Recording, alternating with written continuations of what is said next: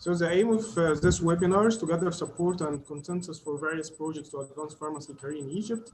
We have five aspects that we are talking about: academically, to support academic institutions, to provide accredited academic programs for undergraduate and postgraduate pharmacy levels; research, to support research by establishing a research network between Egyptian and international institutions; continuous education, to provide CE programs in various areas to help advance career in Egypt; healthcare system, to establish and provide support for healthcare institutions and hospitals by disseminating guidelines, patient safety, education, medical intervention, and other updated drug tools available; experience exchange, to help provide exchange programs for students and graduates in various specialties to acquire them with needed skills and knowledge for practice.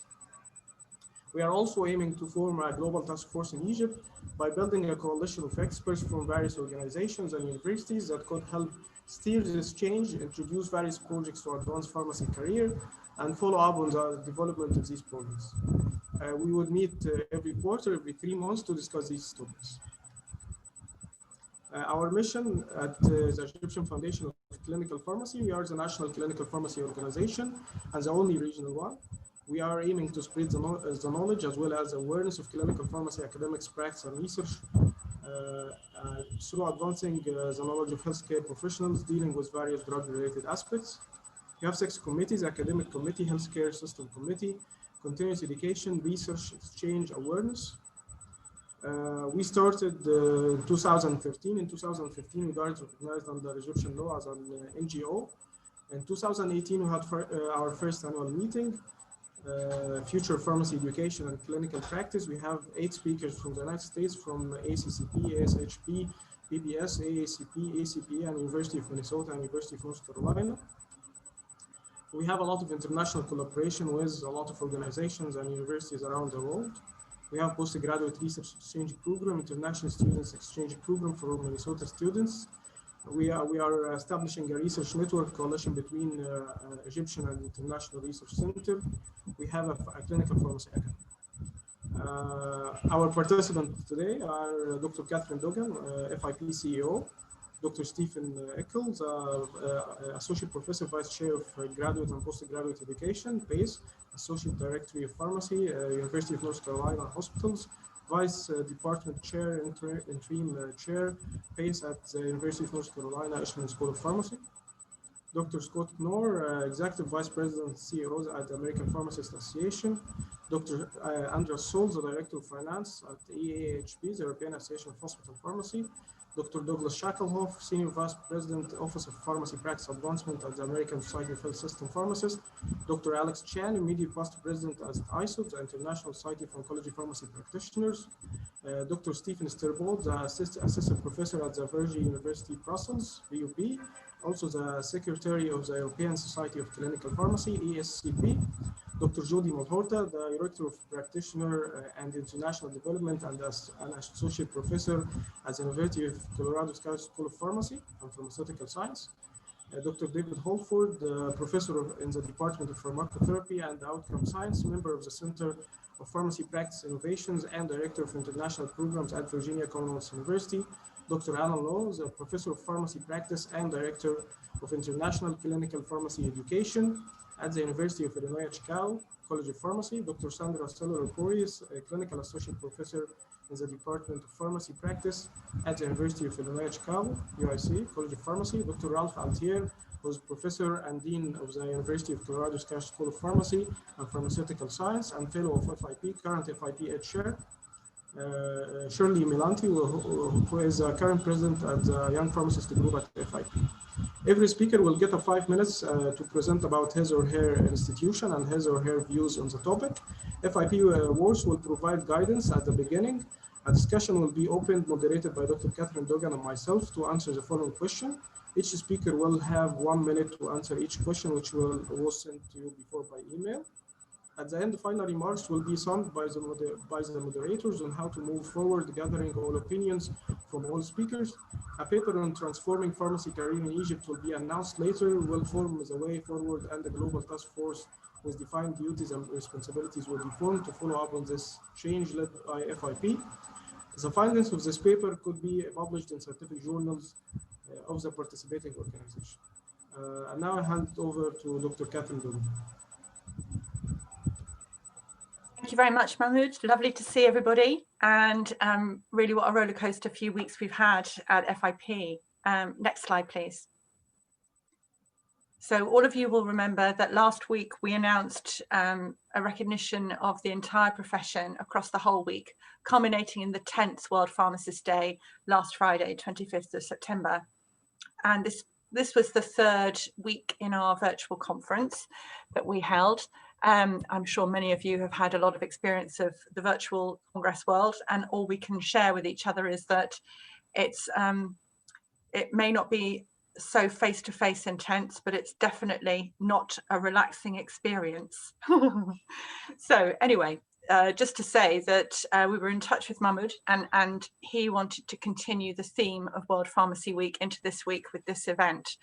And I just wanted to showcase a couple of things that we launched, and we had events on last week in particular, being that that is the focus of today.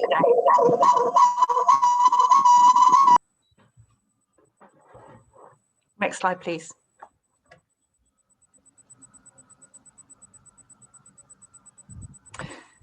So many of you will know that we launched the 21 FIP development goals last Monday. Got lots of materials on the website if people are interested in this, including some little animations. And these were built, actually next slide, please.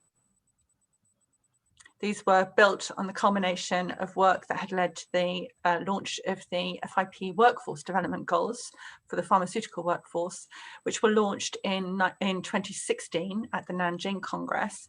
And then a vision for those said goals was produced in 2017, which culminated itself in the setup of a FIP Workforce Development Hub. And the Workforce Development Hub comprises just shy of 40 volunteers, 3 of which are assigned to each of those 13 workforce development goals. The key point here was that the PWDGs aligned very closely with the initiatives coming out of WHO and United Nations around the global health workforce, with a mission to describe there's no healthcare without a healthcare workforce. And FIP at that time aligned very closely to that mission by saying you couldn't have pharmaceutical care without a pharmaceutical workforce. The concept of moving from development goals into transformation culminated in last year in our first regional conference. You see a picture there.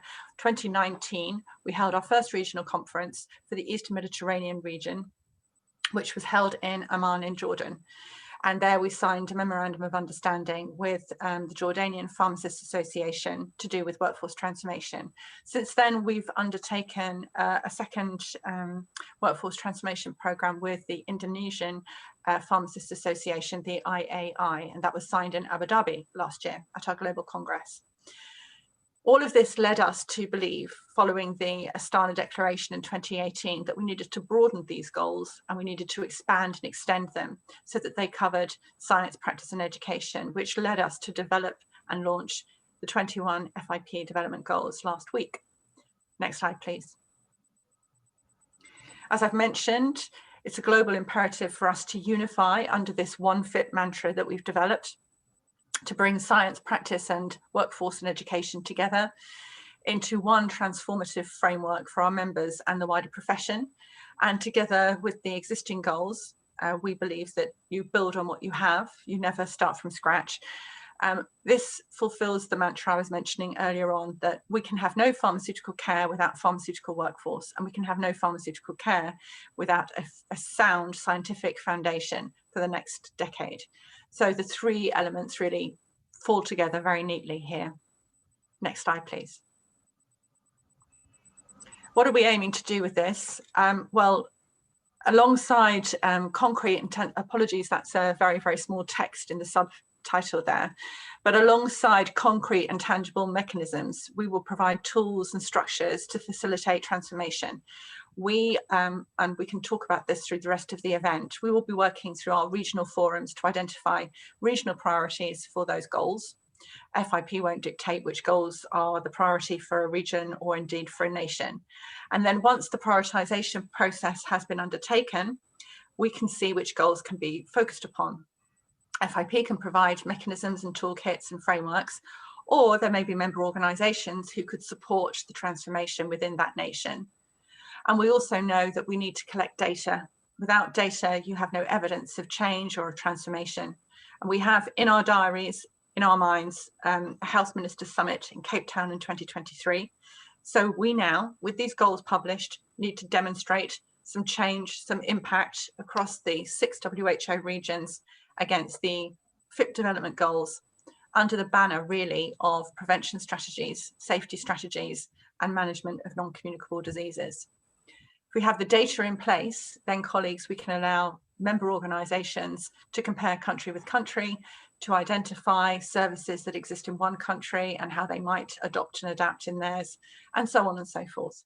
So it becomes very much more of a member organisation supporting member organisations through our regional structures.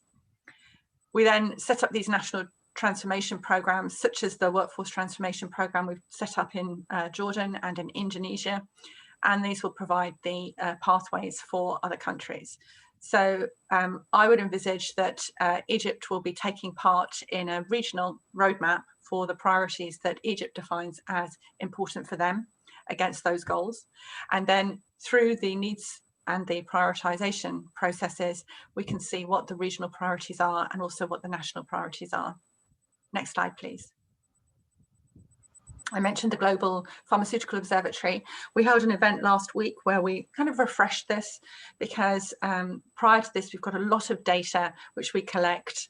We've got a lot of data collection in train, but now we need to collect different types of data at different time points, and also to allow our member organisations greater access to displays of data and to reports of data. And it may well be that a member organisation wishes to commission a report or an analysis that is over and above what others want, and that should be totally appropriate. Next slide, please. We also launched a leadership programme in partnership with AACP. The FIP seal will be launched at the end of this year for organisations that have quality provision to be able to demonstrate. Next click, please. And we also launched the Global Academic Leadership Programme in association with the American Colleges of Pharmacy. The first module was last week on the 22nd of September. So it was a bit of a big week last week. Next slide, please. We had lots of events last week around the issue of equity. Previously, the pharmaceutical development workforce goal on gender diversity and equity really focused on ways in which we can support women in society and women in our profession. We've now expanded that goal so that it really thinks about equity of service. What about inequities to do with age or ethnicities or countries which find it difficult to put in place pharmaceutical care that we may see examples of elsewhere. So we signed an FIP commitment to equity and equality, and that serves as a roadmap for how we might support that. But actually, this is much wider now. And this equity goal, I think, will be really important for all of our different countries to identify priorities. Next slide, please. We also had several events last week and the week before on vaccination. Vaccination is a really big ticket item, as we all know, during this time of COVID. And we have a big set of online events, and we're launching a programme now which will look at the practice, science and workforce elements of vaccination and share examples from different countries. And that's really important to mention because the equity and access to vaccinations is going to be a big priority for our profession, well, actually for all our populations, as we see maybe treatment solutions unfolding and maybe vaccinations unfolding as well. Next slide, please. Next click, please. Yeah, these were various publications over the year. Next click. Next click. And again, as I mentioned, we launched on World Pharmacist Day our launch event for this programme, which will take place in 3 series. The first is around identifying the practice, science and workforce elements. The second is around identifying where vaccination fits with the development goals in your country. And the third one is to develop a regional roadmap for vaccination. All of these will culminate at the end of December with a plan for each region. That's one way that we see that this event could form part of that program, so that Egyptian pharmacists can see themselves in the roadmap for the Eastern Mediterranean, but also with a specific roadmap for themselves. Next slide, please. We launched an antimicrobial resistance commission last Thursday, which is FIP development goal number 17, fits in there very neatly. And again, there's great overlaps between antimicrobial stewardship, antimicrobial resistance, and the impact in vaccination and keeping our prevention agenda really high. Next slide, please. And then this is just a summary where we, as I say, just for our discussions today, just to move this forward, we see most of the programs being led by the countries in the regions, and that we would set up regional roadmaps against those priorities. And either we would support with toolkits or events or programs of change, or we would support with quality assured provision from other member organisations and act as a platform for organisations to hook up. And then we can demonstrate solidarity in delivering these development goals over the next decade. Thank you very much. Thank you, Catherine. Now we are moving to our first speaker, Dr. Stephen Eckel. Stephen, are you ready? I am ready. Thank you very much, Mahmoud and Dr. Duggan. Excellent job of leading FIP into these workforce development goals, as well as one FIP. And would love to encourage everybody to sort of join FIP if you're not an individual member, as well as to participate in their attempt to try to realize these goals both locally, regionally, as well as globally. I happen to be employed at University of North Carolina Eshelman School of Pharmacy in North Carolina, which is within the United States. And it brings me sort of great honor to bring greetings to you and to wish you well, not only on a delayed World Pharmacist Day, but also as your country goes through pharmacy transformation. There's really sort of 4 comments that I'd like to make. Going up front, it makes it a little bit easier to make these comments because nobody else has sort of provided them. But the first thing I want each of you to be challenged with is to believe in the vision. If you don't personally sort of have a stake in this, if you personally don't sort of believe that it is the right direction and right way to go, then it's really going to be very difficult to sort of move the profession forward within your spheres of influence and areas of control. Secondly, I believe that all change is done locally. While it's great that there is a global, national, regional, or country level vision, if we can't mobilize our change and our action at the local level, then we will never be able to achieve what we want to accomplish. And when I mean local here, is I'm referring to your own individual spheres of influence and your own workplace. And if you're able to change and bring change about in that area, then you have a opportunity to really sort of transform at the local, regional, country level. Third, and I think everybody would recognize this that have been involved in change projects, is change is never easy. There are many stakeholders, there are many individuals that will speak against it, will provide roadblocks, and the worst thing you can do is sort of become defeated, frustrated, or not advancing going forward into the future. And so my challenge and my encouragement is to recognize that it will not be easy, but if you believe in the vision, then you will have the great chance of achieving it. And then finally, my sort of challenge to you is recognize the patient in all of this. And our patients deserve much better than what they're getting. And this is a way to ensure that we are providing high-level care individually to our patients, whether we do that within the spheres of different practice settings, education, or research. And from my perspective is that if we are not believing in the vision, then that means we are not providing the most optimal care that we can provide to our patients, and they deserve that. And hence the reason why we need to sort of recognize that this is a worthwhile goal to go forward in. So I encourage each of you. I'm honored to participate in today's sort of panel, and happy to address any questions later on. Okay, do you want to have a presentation or something, or you're done now? That was it. That was my presentation. Okay, thank you. Great talk, Stephen, and I look forward to hear from you at the open discussion. I think next we have in the program, more please we have, because you wanna go according to schedule.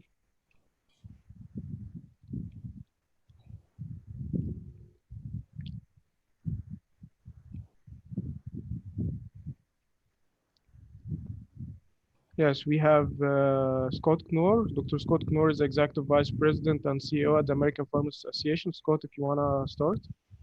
Yes, thank you, Mahmoud. And I'm relatively new in my position, having taken over in May.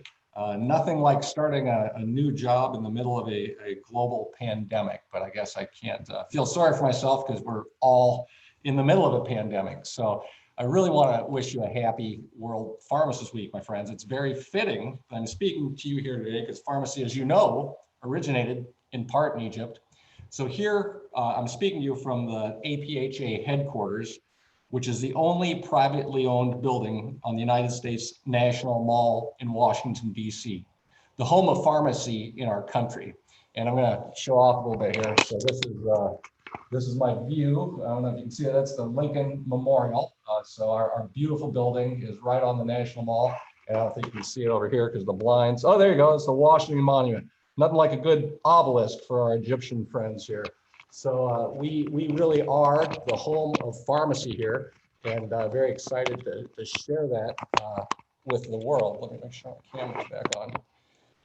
But so here at the home of pharmacy, we have a collection of 40 paintings that were painted in the earlier the last decade, or actually 20 years ago, documenting and honoring the history of our profession. And while we think here that our 168-year history since APHA's founding is a long time, it pales in comparison to our painting depicting pharmacy in Egypt, dating back to 2900 BC. In 1500 BC, there's documentation for some 800 prescriptions using 700 medications.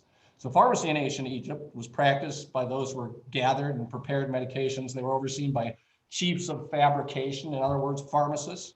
So the evolution of the profession in the US here is now symbolized by two sculptures in our office, which also doubles as a museum for the history of pharmacy. Those sculptures are from making medicines, where we started, to now, to what we're doing, to what we're talking about today in transforming the practice of pharmacy in Egypt, from making medications to making medications work. And while the manufacture of medications has largely been taken over by big pharmaceutical companies, aside from compounding, making medicines work is very much why we exist as a profession. Nothing's replaced the fact that pharmacists are the foremost medication experts on the healthcare team. And for us, that also means directly providing patient care services to our communities. Together, we're elevating the status of our profession, so the value we provide to health outcomes is obvious to everyone, especially our patients. This has been our chief strategic objective for the last 20 years, to ensure that pharmacists find success and satisfaction in their work, and to advocate for changes in healthcare that empower pharmacists to care for patients. There's no question that it starts with education, which Catherine's talked about, and Mahmoud, that you've talked about, ensuring that every pharmacist has the knowledge and training to deliver the highest quality patient care. Thanks to the transformation of pharmacy education over the last 20 or 30 years, pharmacists are the second most highly trained healthcare profession in my country, second only to physicians, and the gap continues to narrow.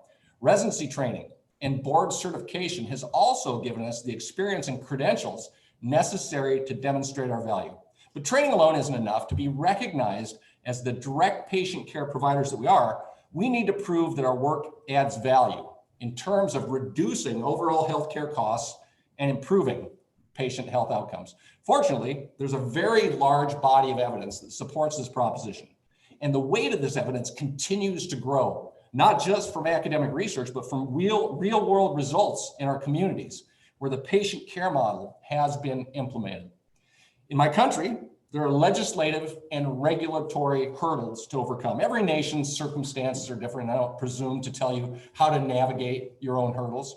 Here in the US, we're fighting the status quo, starting with the entrenched interest groups who are doing everything they can to defend the privileges of the past without regard to whether change will benefit the patient. Historically, our public and private health insurers at the federal level have not been willing to pay pharmacists for our clinical patient care work. We are, however, starting a payment revolution where states, like my previous state, Ohio, are getting the government to pay pharmacists for performing clinical care in their community pharmacies.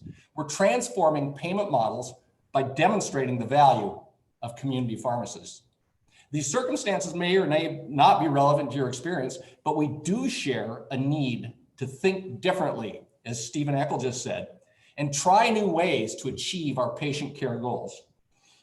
When I look over here at the National Academies of Science, the government building right next to me, they have a famous statue of Albert Einstein. And Einstein famously defined insanity as doing the same thing over and expecting different results. At APHA, we've taken that insight to heart, and I can encourage you consider novel approaches as well. Across the globe, pharmacists share our desire to perform at the top of our education on the healthcare team. We're thrilled to be part of this program, and we're willing to provide what we can to help achieve your goals in Egypt. I'm speaking to you from the United States historic home of pharmacy in Washington, D.C. I invite all of you to visit me for a private tour whenever international travel becomes possible again. My friends, we have a lot to celebrate, a lot of work yet to do. I welcome the challenge and look forward to collaborating with you in these years ahead. APHA is committed to partnering with our Egyptian pharmacists to empower our colleagues globally to care for patients. In particular, you mentioned education and sharing knowledge, Mahmoud, and we also have a very, very good journal, JAFA, the Journal of the American Pharmacists Association, and one of my goals is to make that a truly international journal. It's primarily been focused on US practice. So we're adding Middle Eastern and other countries' representation to our journal, and we look forward to helping you in the region publish more as you transform your practice. So thank you for the opportunity to speak with you here today, and APHA looks forward to partnering with you to empower your pharmacists to care for patients. Thank you. Thank you, Scott. Thank you for your great talk and the enthusiasm. We have a lot of talks before, and I know your passion for pharmacy and for change. I will look forward to partnering with the APHA as well. So next speaker will be Dr. Andreas Sol, the Director of Finances at the European Association of Hospital Pharmacy, EAHP. Andreas, are you ready? Yes, I am. Thank you. I am going to share my screen if it's okay, Mahmoud. Yeah, sure. Can you? Host disabled participant screen sharing. Okay, I will make you a co-host. Thank you.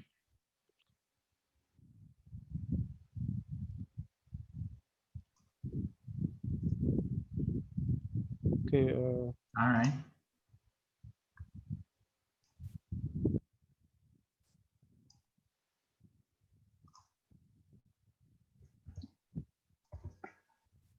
Okay. So first of all, I would like to thank you for this opportunity to have this wonderful event made ready for all of us, and for having us from EAHP to be present and convey our thoughts about how to transform the pharmacy practice and even global health. And to be honest, I'm really moved by the previous speeches we have heard before, and I'm even more motivated to be a hospital pharmacist. So thank you, Stephen and Scott, for these amazing speeches. Whenever we are done, I'm going to go back to my office and do some hell of a clinical pharmacy thing today. So thank you for that. As you probably know, EAHP represents the hospital pharmacy profession throughout the greater European area, or the European Economic Area, as they say, which consists of 35 member countries and approximately 2,300 hospital pharmacists. And our aim is quite bold, to be honest. We really are determined to create a very homogeneous and very forward-thinking change, and deliver the change to European hospital pharmacy practice, with the aim and with the utmost goal being the interest of our patients. And I was really glad to hear Stephen saying that our patients deserve better, because that's what we truly agree with. We are determined that our patients need to achieve better care and medication safety, and also an equal and safe access to safe medications throughout their journey in the healthcare systems. And we at AHP are quite determined that enabling that, the vehicle to reach that would be, amongst others, the hospital pharmacy and the clinical pharmacy profession. We need to promote and further develop our profession, and also to foster research, education, publication activities on behalf of the hospital pharmacy profession, in order to enable a deeper integration with patient care, and also to promote a cooperation with not only with other organizations, but also with other healthcare professionals, and also patient organizations throughout our work as hospital pharmacists. We also at EAHP are really determined to push these policy agendas on the policy level. We are in deep relations with the European Medicines Agency, with the European Commission and the European Parliament. We usually attend and input for their activities. And also, we are really determined to work together with authorities, both on the European and also on national levels. These days, being one of the most pressing issues is the European Falsified Medicines Directive, which usually needs our input and attention as hospital pharmacist stakeholders as well. And what might serve as a set of examples, or a set, or kind of a compass to current discussions today, this is our main document, I would say, which are the European Statements of Hospital Pharmacy, that I'm sure most of you are familiar with, which kind of imagines or envisions the future of hospital pharmacy as multiple organizations in the European setting imagines that, which is divided into 6 sections and 44 statements, starting from some governance and procurement type of activities, through compounding and production, and moreover, and with a very high importance, clinical pharmacy services, patient safety, education, and research. And that's what we are aiming for to achieve through our standards, through our vision. And we are really enthusiastic to collaborate with all of you, with all of the pharmacy stakeholders out there, with the whole pharmacy profession, including academia and the community pharmacy colleagues as well, because we truly believe that the most important thing we can serve as pharmacists is the need of the patient and the safety of our patients. Thank you very much. Thank you, Andres, for a good presentation. And next we have Dr. Doug Shacklehoff, Senior Vice President at the American Society of Health System Pharmacists, ASHP. Hi, Doc. Hey, Mahmoud. Thank you. And let me just share my screen here, if you'll give me permission to do that.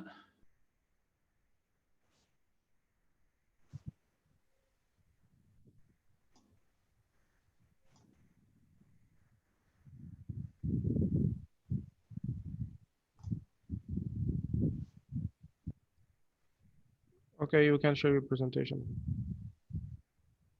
All right.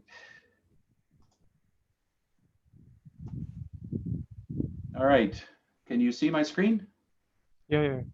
Very good. Very good. Well, thank you, Mahmoud, for your introduction, and it's good to be here with everyone. I too am honored to be here as part of World Pharmacist Day, and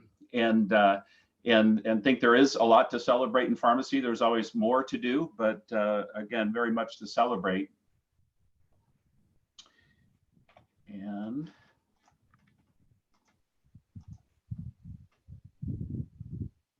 so first, just a bit about ASHP. I think many of you are familiar with ASHP, but we have 55,000 members, pharmacists, student pharmacists, pharmacy technicians that work primarily in hospitals and health systems, but also in clinics and other pharmacy settings. ASHP is much younger than much of what's going on in Egypt.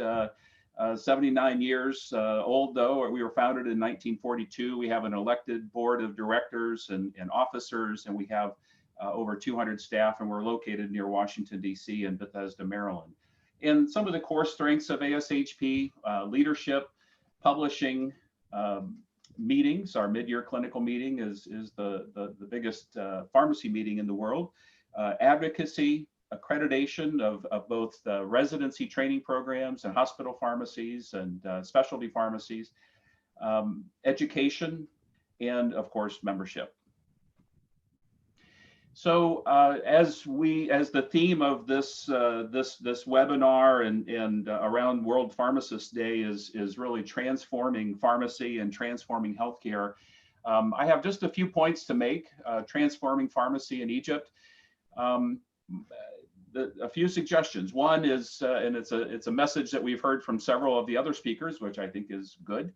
Focus on the patient and really having the patient at the center of all this. It's not about the pharmacist, it's about the patient and what the pharmacist can do to improve outcome, improve care, access to medications, medication adherence, and getting the desired results and outcomes with patients from the use of medications, and keeping that as really the main focus.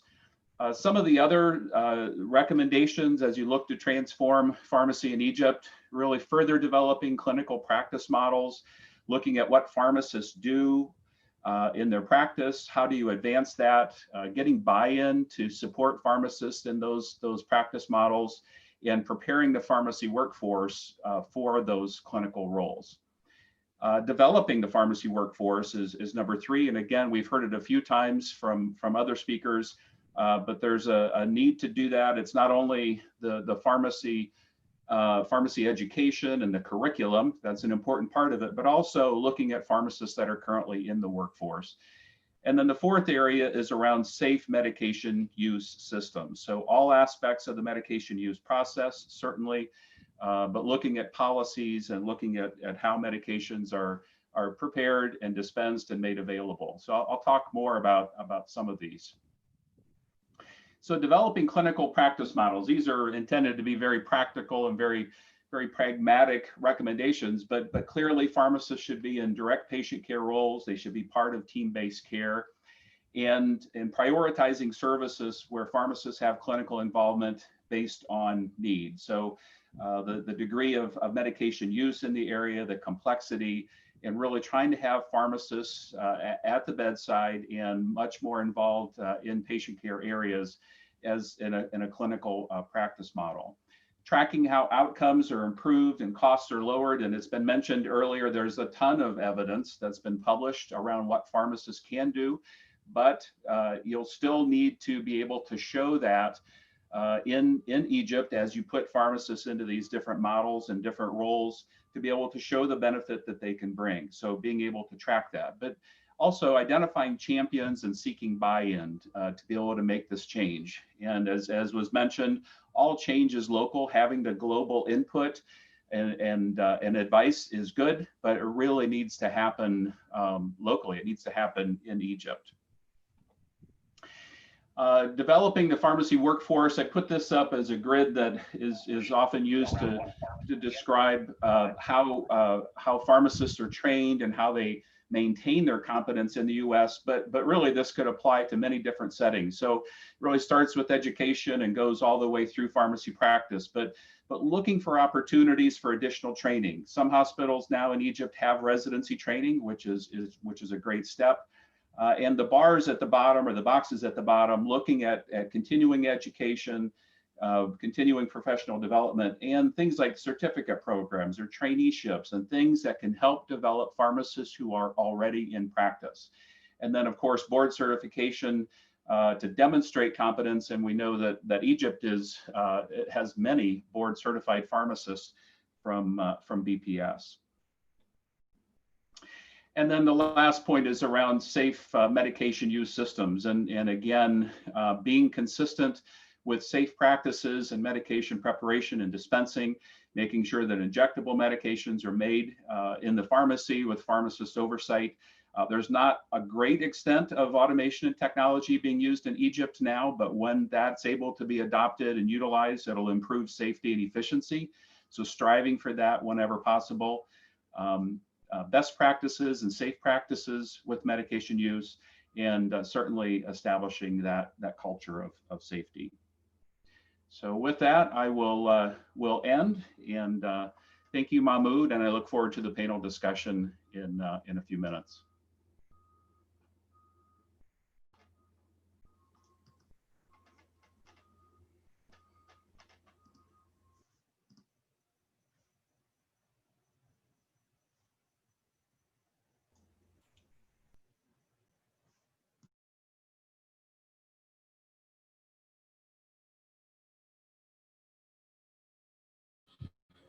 I'm sorry, I was muted.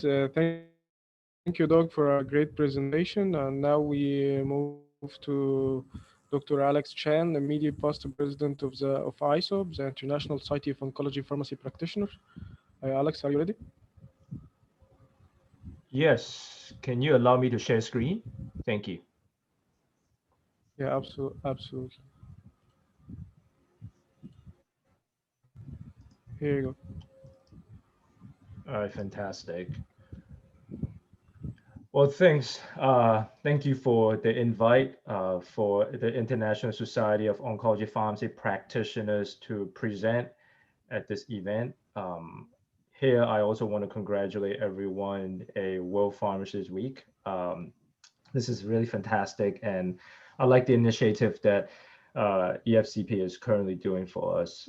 I am the past president for ISOP, but I myself actually just recently moved to University of California, Irvine, and I'm based in California nowadays. So I'm here to share with you, the work that we do at ISOP and how we can push some of these agendas forward in a very specialized setting in oncology pharmacy practice. Just very quickly about ISOP itself. As a society, we advance oncology pharmacy care for patients throughout the world in many ways. We engage and mobilize the global oncology pharmacy community. We also deliver enhanced professional development resources in oncology pharmacy. And we are very big in leading collaborative advocacy initiatives in oncology pharmacy as well. As a global society in oncology pharmacy, you can imagine that we have a lot of footprints. We have members throughout the entire world, and this is probably what stands out for ISOP as a global society. We are essentially the big brother of oncology pharmacy.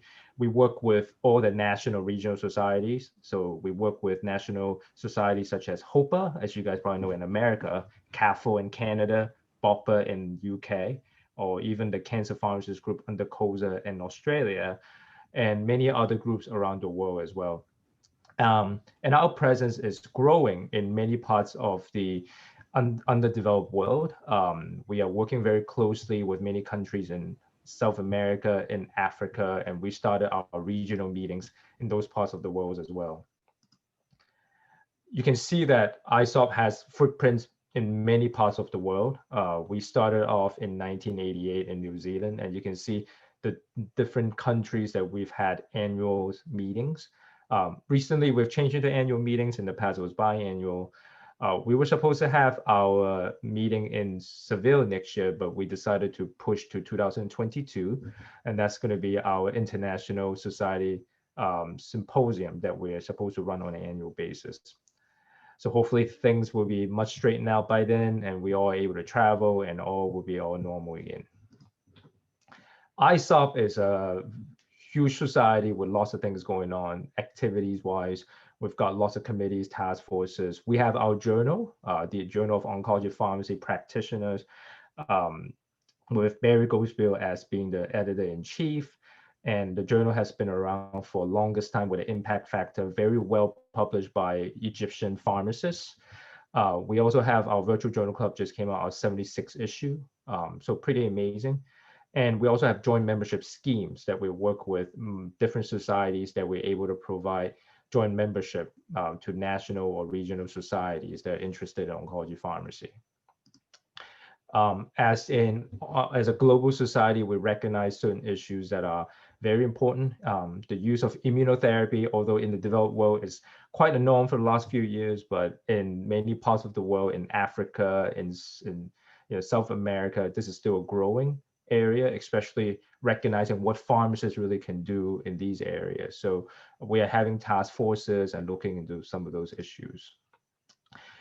We as a society has provided COVID-19 resources, and that's important because we wanted to make sure that on a global scale that we're able to educate our oncology pharmacists on safe handling issues, and in particular in many parts of the world that don't have a lot of very useful resources that they can use for managing oncology pharmacy issues. We as a society has also responded to the pandemic and have conducted work and surveys and trying to understand what are some of the medication access and safety issues. And currently we are moving to a phase 2 study to understand the needs in the longer run during the pandemic.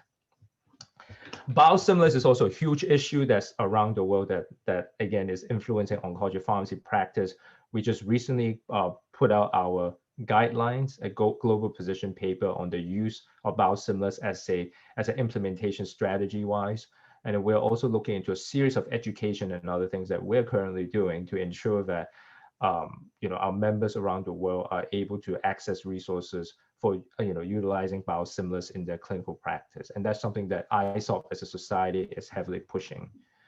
We have come up with toolkits, and recently we have received funding that we'll be releasing a CE program that we're hoping that Egyptian pharmacists will also be able to participate.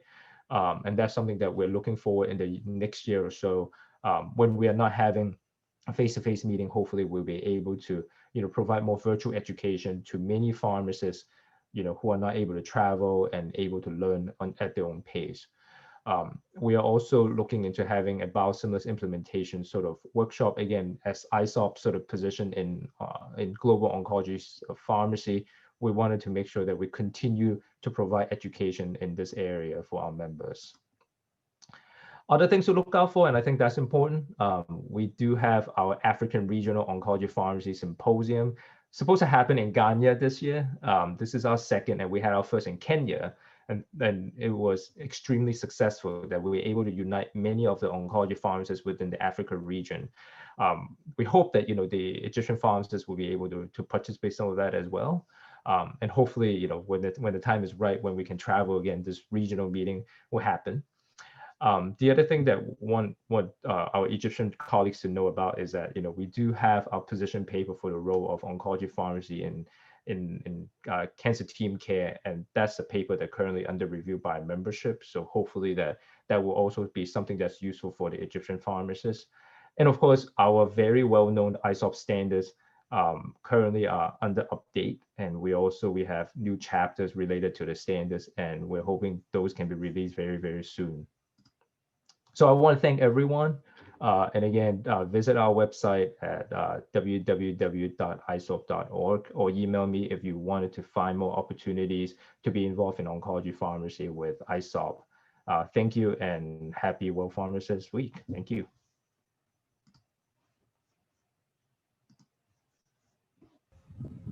Thank you, Alex, for a great presentation. I look forward to our collaboration moving forward.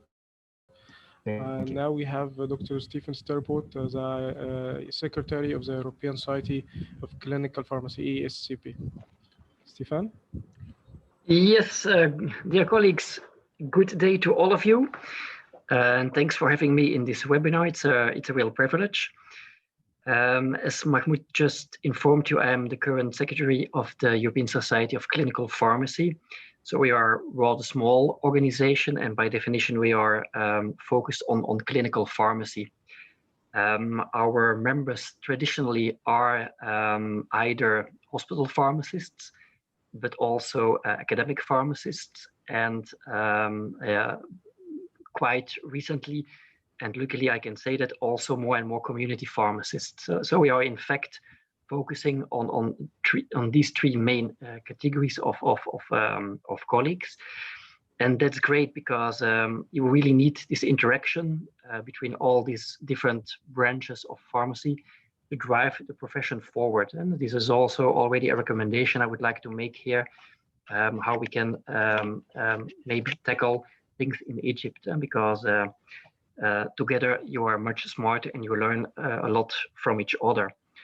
So for this part, I would like to keep it rather short. It's great to see what you're up to, and I'm looking forward to work on that together with all of you.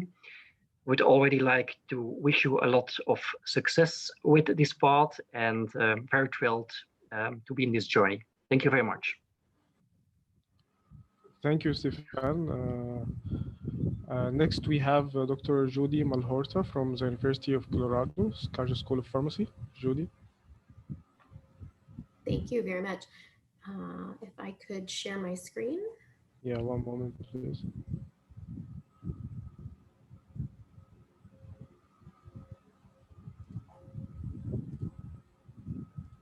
Yeah, you can now.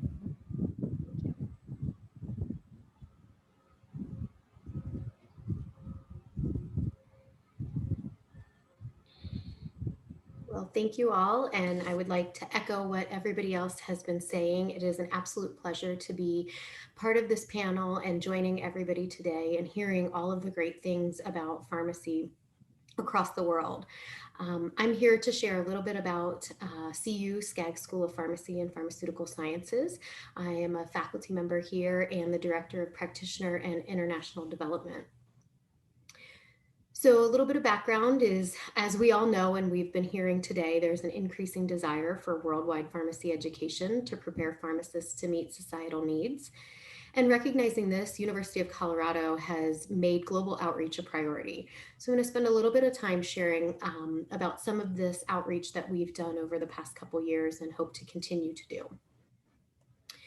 So at CU, we've taken a fourfold approach to global outreach, including degree programs, practitioner training, leadership, and student trainee development.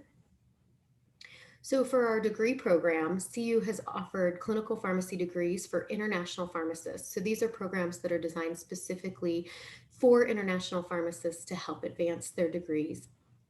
These include Masters of Science in Clinical Pharmacy and our Internationally Trained PharmD degree program, our ITPD program. These programs are either completely done remotely or in a hybrid model where clinical rotations are completed in the US, but the remaining part of the didactic curriculum can be done remotely. And this allows students in these programs to remain in their current place of work and continue to work while they're advancing their degree. CU has also collaborated with Children's Cancer Hospital in Egypt to offer a PharmD program that's a collaboration between the two institutions specifically for regional pharmacists. And we launched our second wave of that degree program this summer. So we're very excited about that opportunity and to help advance pharmacists' degrees in that area. Practitioner training is very important, and CU has provided training programs worldwide to enhance clinical expertise for pharmacists. These have included global offered certificate courses, both live and online. We've offered primary care training programs, preceptor development, communication courses, both live and online. We have certificate programs, including pharmacogenomics and our newly launched cannabis certificate program. In addition to that, CU School of Pharmacy has a wide variety of other additional CE opportunities, including webinars, short courses that are offered online, and live conferences that have virtual attendance options. So we have a lot of opportunities for training programs for pharmacists worldwide. Additionally, CU has participated in the FIP PharmBridge program for the last 5 years. Unfortunately, due to COVID, we were not able to participate this summer, but hoping to be able to participate next summer or in the years to come. And that has been a great opportunity for us to collaborate and help train and support scholars worldwide. Leadership is obviously very important in this area, and our faculty have served in leadership positions in national and international organizations. You'll be hearing from our Dean, Ralph Altieri, and his role in leadership within FIP here in a couple minutes. Our faculty have also served in leadership positions in AACP, ACCP, as well as many other specialty organizations across the world. CU has also hosted the Pharmacy Snow Symposium, and this symposium is specifically designed to bring practitioners and educators together to share best practices in global advancement of pharmacy education and practice. We were very honored to have Catherine Duggan present as our keynote at our last Pharmacy Snow Symposium, and unfortunately our Pharmacy Snow Symposium for 2021 has been postponed due to COVID as well. So we're hoping to be able to offer that again in the future once we're able to have people come together. And finally, student trainee development. So CU has established collaborations to offer clinical training opportunities for students. This includes rotation experiences, student exchange opportunities with our international partners, interprofessional partnerships, providing education and clinical services in Guatemala, Peru, and additional areas that we're developing. And we have been honored to participate in the IPSF International Student Exchange Program, which has been very rewarding for our students that have helped to collaborate with the students that have come to visit us, as well as I believe the students that have come to visit CU in the summer. So in summary, advancing pharmacy practice through enhanced clinical education and training is a valuable and achievable goal. And we believe that our global outreach strategies are helping CU and more importantly, our international partners make progress towards meeting those goals. So I'm really excited to continue this conversation. I think our outreach goals really align with the discussion today, and we're hoping to be able to provide some of these resources and align these outreach goals with the focuses of this task force. And so thank you very much. And I look forward to hearing the rest of the presentations and participating in the panel discussion. Thank you, Judy. Next, we have Dr. David Holford from the University of Virginia, Commonwealth University. Good morning for Virginia. My name is David Holford. Once again, I am the Director of International Programs at VCU. Virginia Commonwealth University is in Richmond, Virginia, which is approximately 100 miles south of Washington, D.C. We're an old university, but not anywhere near as, when we're talking old in the United States, we're talking maybe 200 years, 100 years. That's a little bit different from Egypt, which is, it usually talks in terms of millennium. We are located on an academic medical center, and essentially we're right, our school is right next to the emergency room. So it's an integrated healthcare system. And we have a couple of campuses, and we also have pharmacy students at satellite campuses around the state. I've been told by Dean DePiero to give his hello. He is very much supportive of international programs. I've been the director of international programs for about less than 5 years. And one of the things is we pretty much started from scratch. We did not have an extensive international presence. And we've been doing a number of different things over the last 5 years that we're pretty proud of. And we're also looking for other relationships and other ways that we can get involved internationally. When I took the position as Director of International Programs, I started to realize that there's an unlimited number of opportunities, an unlimited number of partners, but there's a very finite amount of resources, both in terms of money, time, and actually mental capacity.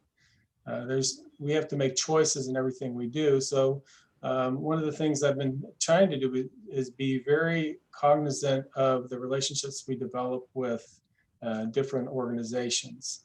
We're usually looking at things that can be sustained over time. We're looking for partners that are reliable, that do their, everything is a relationship. In relationships, both sides need to be doing their part. So we need to have people that say what they're going to do and they do it.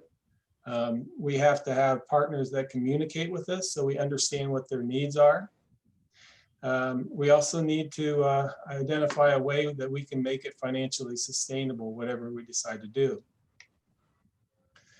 Currently at VCU, we have a number of different international relationships that are working quite well.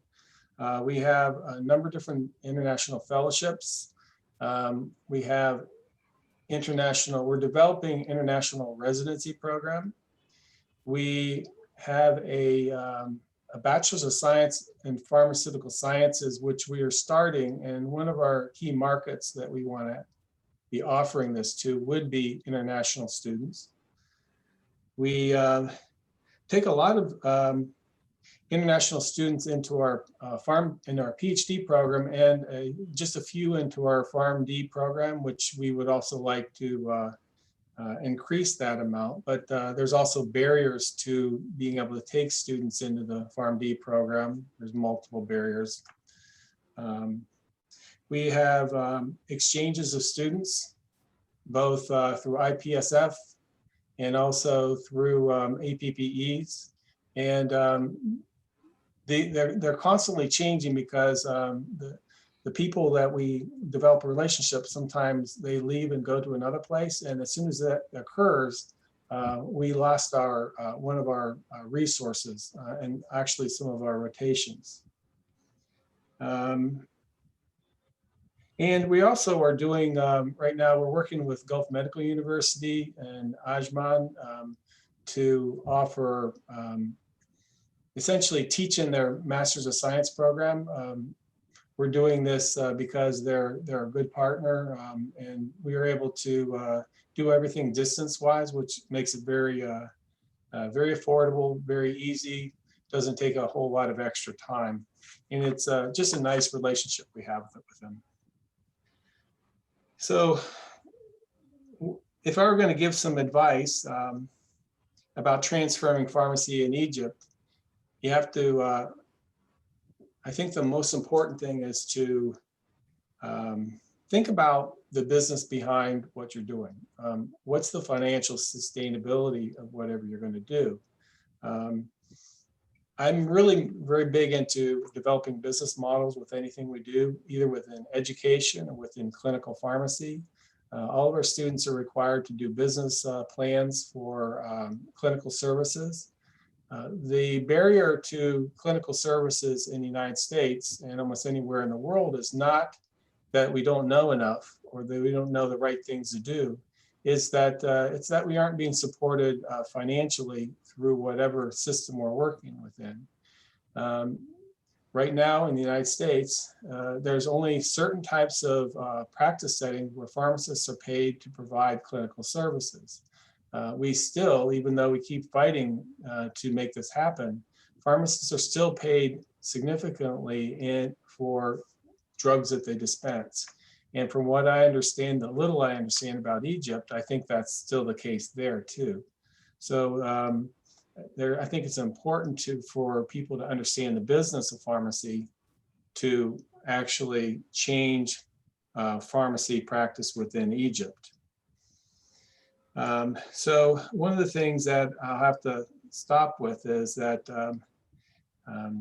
when you're trying to develop relationships with anyone around the world, you have to take into account the financing.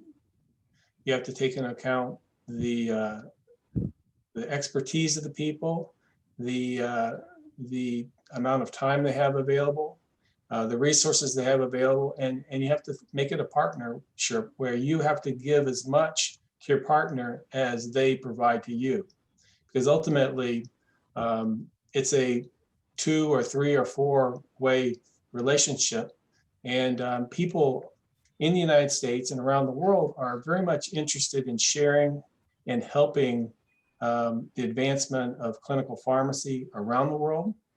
It's just they have to figure out where they can use their resources best and where they can have the biggest impact. And my opinion is, I think that Egypt is very much interested. And I think that there are a lot of people that would be interested in helping you guys to move from where you are now to where you want to be. Thank you a lot, David. I look forward to continue our discussion with your faculty about collaboration. Next, we have Dr. Alan Lowe from the University of Illinois at Chicago School of Pharmacy. Alan? Hi, thank you. Can I have permission to share my screen? Absolutely.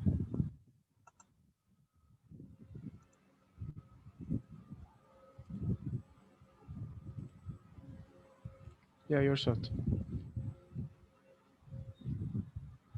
It's ready now.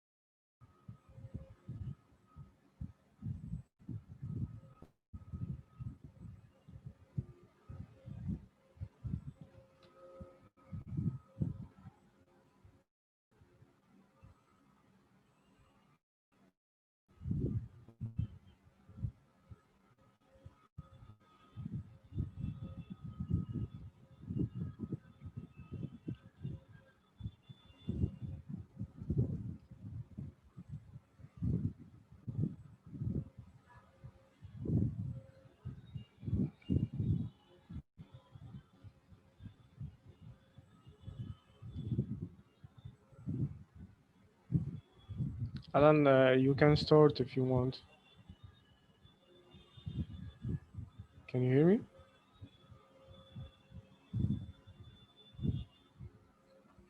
Hello?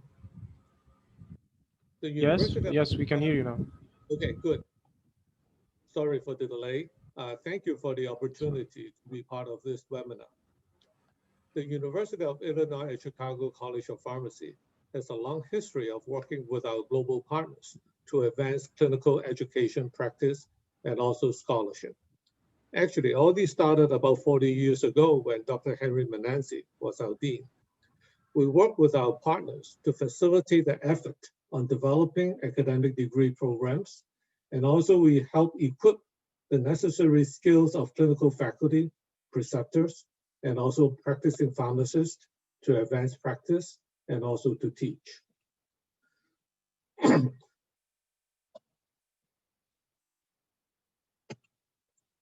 Since 1994, we have been a part of the US-Thai Pharmacy Education Consortium.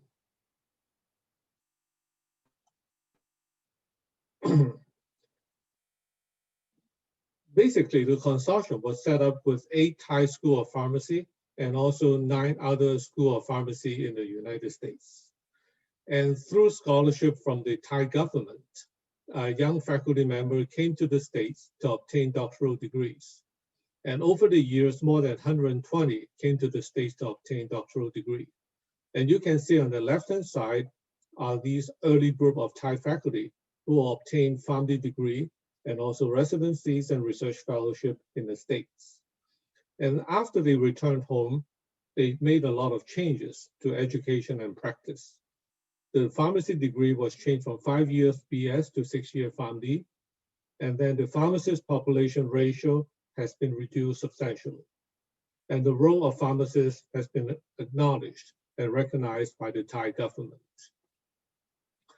With the National University of Singapore started the PharmD program, the first post-BS PharmD program in Asia.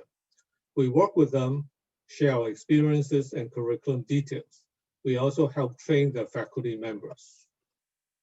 And then with the National Taiwan University and the University of Santo Thomas in Manila started the PharmD program, we again work together and share our experiences and curriculum. We also organize workshops for them to train the clinical faculties and preceptors in Taiwan and Philippines respectively. And their faculty also came to Chicago to see how we teach and how we practice. We also offer collaborative degree programs. With the University of Malta is a doctorate in pharmacy, which is a level 8 recognized by EU. And with the University of Hong Kong is the Master of Clinical Pharmacy. Our faculty teach online case discussion, live with the students, and we share our recorded lectures with the students in the programs. And in the Malta program, we have students enrolled from 19 different countries. So we hope that some in Egypt may also be part of the program. We also provide opportunities for pharmacists and faculty members from our partners to enroll in our PharmD program through the US-Thai consortiums, agencies in Saudi Arabia, Singapore hospitals, and also several institutions in Taiwan. We also offer opportunities for pharmacists, preceptors to come to UIC to see how we practice. When the Taipei Medical University started the PharmD program, they developed a 5-year plan systematically sending their preceptors and faculty to UIC for clinical observation. And we finished the first 5 years, and we are about to start the second 5 year to train more faculty and preceptors. It's very gratifying for our faculty to see the visiting pharmacists when they went home, they set up new services based on what they saw and what they learned at UIC. Example would be the National Taiwan University Hospital. They set up the first OR pharmacy and the first anticoagulation clinic in Taiwan. Our faculty has been invited to deliver presentations and organize education programs, such as this Sino-American Clinical Pharmacy Forum in China since 2013. With the Chulalongkorn University in Bangkok, last year we offered a program on clinical skills and practice advancement. And you can see on the right-hand side that in this single venue, we reconnected with 16 faculty members and pharmacists who at one point came to UIC for clinical education. With COVID, we have to change our mode of delivery. Since May, I have participated in 5 online conferences in China. Each of them reached out to more than 10,000 participants. We did a webinar with the University of Malta, and we are now making plans for a course on clinical skill in internal medicine for pharmacists in Hong Kong. With the University of Santo Thomas, we have tried different ways to provide APPE type of experience for the PharmD students. So glad that Egypt is also embracing the shift towards clinical practice and education. The University of Illinois at Chicago College of Pharmacy, our faculty would be very open to facilitate your efforts and also walk with you in this exciting journey. Thank you. Thank you, Alan, for a great presentation.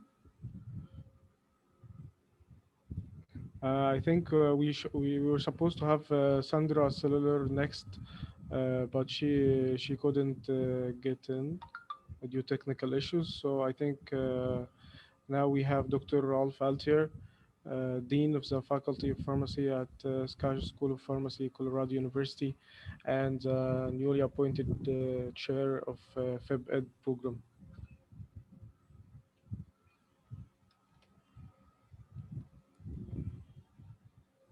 Rolf, are you here? Yes, I am. So hello, everyone. And Mahmoud, thank you for the invitation to participate in this webinar and in your important work that you have ahead of you. If you could give me permission to share my screen, please. Absolutely. Go ahead.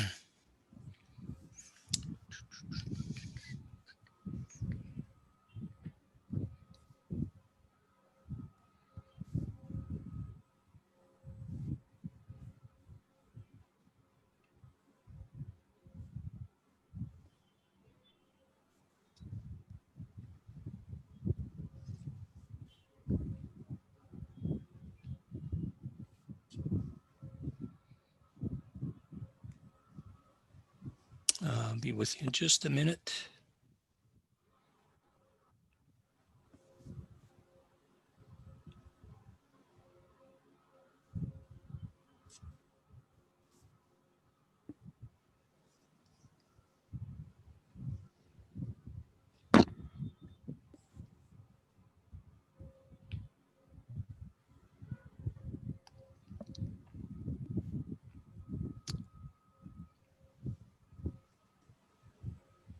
Okay.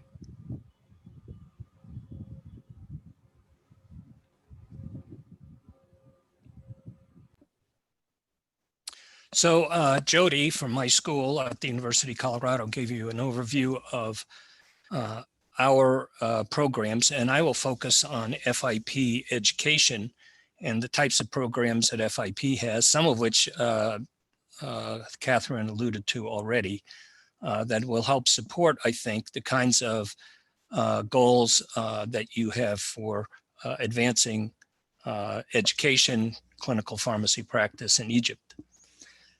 So within FIP education, there are 4 primary units, and there's many programs and projects that are underway, both within the broad FIP, but also within FIP education. And I'm just going to highlight a few of those for you. The academic pharmacy section focuses on faculty and career development. Most recently, they've developed the academic competency framework that's still under development. But FIP has a global competency framework that was started in 2012 and has recently been updated. And in this case, this one focuses on competency frameworks for academics and how to enhance expertise in the areas that are needed to advance pharmacy education. And that will be coming out probably in 21. Another, and again, we help fund Pharma Bridge exchange programs for faculty members, specifically for academics, for faculty members to be part of that Pharma Bridge program and visit other schools and learn from them and what they can do to advanced pharmacy education back at their home institutions. And a recent survey that is done in conjunction with the academic pharmacy section and FIP is the Digital Health and Pharmacy Education Survey. I'll leave this on the screen for a moment. If you would like to participate in that survey, here is the website at which you can do that. We're trying to get a clear handle on as many pharmacy schools globally as possible to see where they are in the world of digital health education. And this will be the first survey of its type and will bring a lot of new data and intelligence to FIP and FIP education and where we need to go in this world of digital health. Obviously, a huge issue. We've seen it explode during this COVID crisis and will obviously continue in the future. The other unit within FIP yet is the Academic Institutional Membership, or AIM, where pharmacy schools as an institution join FIP. And their focus is on academic leadership development, networking, and knowledge sharing, usually through various programs throughout the year, but culminating in a global academic leadership meeting at the FIP Congress, which obviously was virtual this year. And as part of that virtual meeting, we launched a program that is jointly with the American Association of Colleges of Pharmacy, the Global Academic Leadership Fellows Program, which is designed after the AACP leadership program that they've been running for a number of years now. And I'm very happy to say that I was a graduate of their very first cohort. We were sort of the guinea pigs, but it seems like it's worked out pretty well. At any rate, this program, the program was to start this year, but again was postponed because of COVID. So in its place, a shortened version of a virtual program was started. The first module was presented at this forum during FIP Virtual 2020. This is available on the FIP website. And if you would like to join, there are 3 more modules. These are all asynchronous in nature, so you could sign up and watch them at any time that you want. I have to say the first program was absolutely outstanding. Pierre Moreau from Kuwait, Dean at Kuwait, and Tina Brock from Monash University gave excellent presentations on enhancing academic leadership in times of crisis.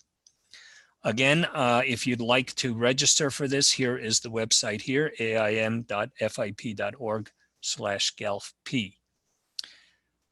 And I would encourage anyone who wants to learn more about this in various areas of leadership, including digital health, to sign up for that. The cost is pretty low, and it's dependent on your country, and they're very reasonable fees for this virtual program.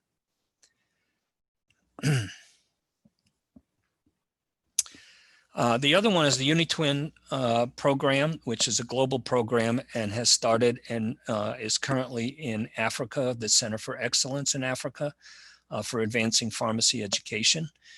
This is the UniTwin program serves as a platform for the FIP Educational Transformation Program. And the Center for Excellence in Africa is focused on needs-based education, enhancing academic capacity in terms of expertise, and an advocacy program to enable pharmacy and pharmacy practice to increase its scope within Africa. And all of this is to advance both practice and science. We've been in Africa for 10 years. I've been the director of that program for the last few years. And this year we are launching a major report on pharmacy education in sub-Saharan Africa. It started out as a report. It looks more like a book now. I think it's about 140 pages long. But it reviews the last 10 years of advancing pharmacy education in schools throughout sub-Saharan Africa. And we'll be launching that in about 1 month's time. And in the future, we're hoping to expand out this model that has started in Africa to other regions of the world, one of which being the Eastern Mediterranean region, which of course includes Egypt. And again, any more information that you would like on these programs are found at education@fip.org. I think of particular interest to the EFCP and the goals that it wants to achieve is the Workforce Development Hub and the Workforce Transformation Program. Catherine referred to this program in her opening comments. This is a country-based partnerships with FIP for transforming workforce within your countries. And it's to develop needs-based and national workforce strategies, planning, and actions. And again, as she mentioned, there are 2 programs underway in Jordan and Indonesia.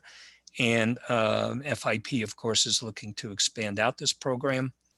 And for further information on this, please email wtp@fip.org.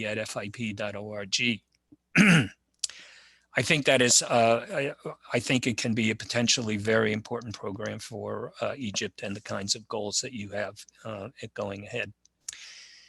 And of interest is the program that will occur tomorrow at 1300 Central Eastern European Summertime. And this is the launch of the FIP Workforce Reference Guide. It's sort of the handbook of the how-tos of workforce development and the workforce transformation program. So that occurs tomorrow at 1300 Central European Time. And that is a free session.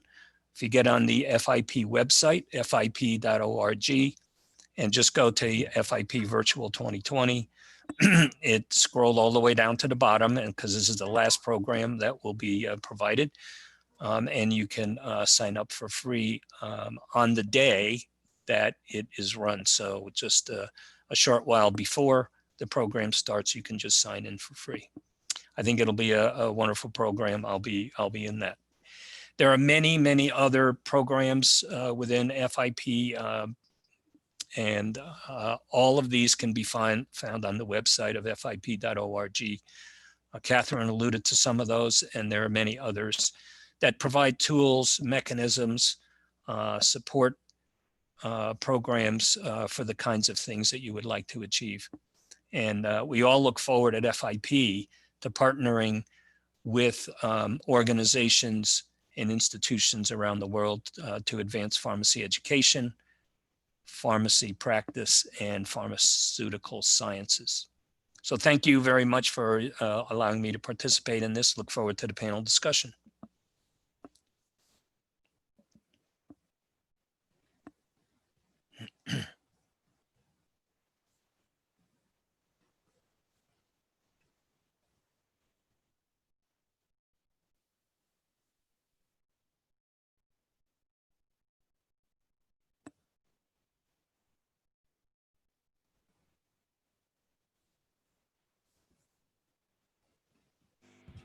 I'm sorry, I was muted.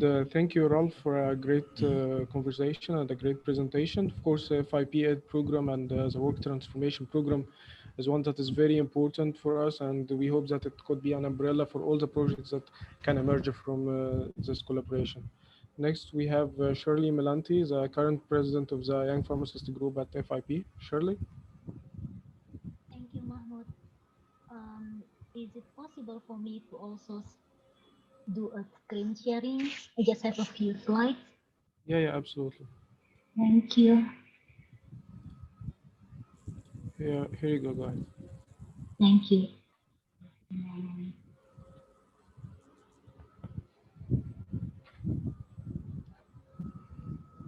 Can you see my screen?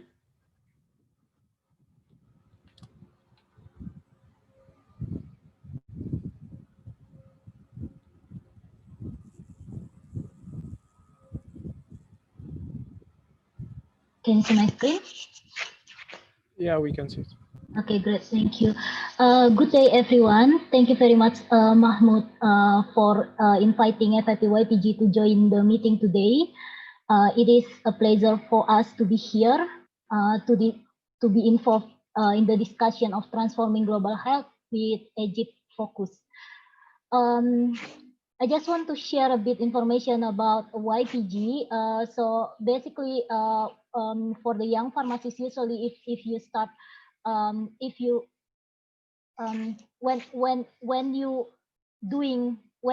are doing your study, you usually will be involved in the International Pharmaceutical Students Federation.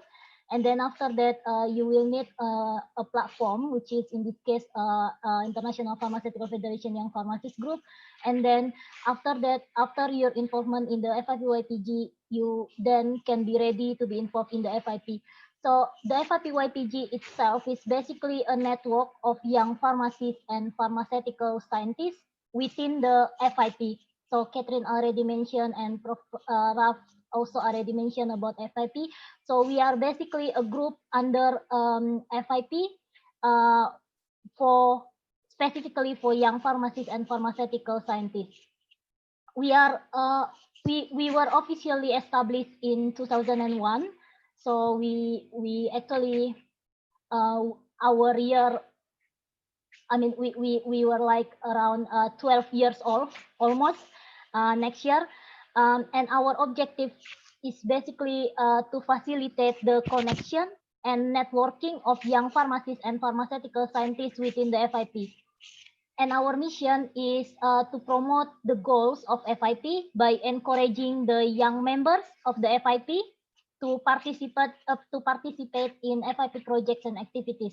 So we are hoping by doing that, we can develop individuals who can act as agents of positive change at local, national, or international levels, even in the both in the profession and also in the society. So if you haven't been a member of FIP, I would like to encourage you to join us by joining to this link, www.fip.org/joinFIP. And if you are under 35 years old, or if you just graduated from your pharmacy school less than 5 years ago, when you are a member of FIP, you are automatically become a member of YPG. This year, under the support of the FIP, we have 3 priorities. So the first one is to continue supporting the 1/5 strategy by working together with FIP towards the FIP vision and mission. We are doing this by having some of individual members to be involved in FIP structure. For example, like the one that Prof. Ralph mentioned previously in the unit win, in the workforce development hub. So we basically have someone there to observe the discussion that is going on. And our second priority is to engage with FIP YPG individual members. And this is by conducting some of our activities. For example, like our mentorship program, our remote volunteering program, and we also conducted some leadership workshops, and also we provide some career development resources for our members. And lastly, it's about engagement with other students and youth organizations on advocating the meaningful engagement of youth in the policy level. And this is specifically related to the youth. So one example of this is that we are part of the Global Health Workforce Network Youth Hub Steering Committee, which is an intersectoral and interprofessional community of practice, consists of early career doctors, nurses, dentists, pharmacists, and other healthcare workers to support. So basically the aim of this organization is to support the transformation and the expansion of the global health workforce. And this is to bring youth perspective in the policy making agenda. This year, we also have several research projects to identify the gaps for the young pharmacists and pharmaceutical scientists. So, for example, one of our current survey is to gather evidence of the role of young pharmacist groups in different countries and how how they do in the global in transforming global health. If you haven't, I would like to encourage you to complete this survey so we will know what your role. This survey is specific for early career pharmacists and pharmaceutical scientists. And the other survey that we are currently having is also in gathering evidence on identifying the gaps for education and training of soft skills for young pharmacists and pharmaceutical scientists. We also have another survey that Prof. Ralph already mentioned, which is about the digital health survey. So there's also another survey that we are currently involved in as well. So regarding the vision of the Egypt that we read, we are happy to support any programs related to the collaboration that Catherine and Prof. Ralph also already mentioned. So basically, I would like to echo what Catherine and Prof. Ralph has mentioned, which is to support 1/5 development goals in supporting the impact delivery for each country. And in this case, it will be Egypt focused. And also to support the quality assurance and leadership in academic and to promote equity, equality, and diversity. We also support the vaccination transformation and antimicrobial resistance that Catherine has mentioned previously. So we look forward to support the transformation of global health in Egypt together with the FIP. Thank you very much. I hand over to you again, Mahmoud. Thank you, Shirley, for a great presentation, your enthusiasm, and I look forward to working together with all of FIP officers to advance pharmacy career in Egypt. Now we are moving to the opening discussion. We are a little bit behind schedule. So everyone, I'm sure you have other business to attend to, but bear with me here, please. We have sent you the 4 questions that need answering for the discussion, and we're going to start in the same order. First, I would like to hand it over. I would like to read the questions once more, and then hand it over to Catherine to provide some guidance remarks. So here we go.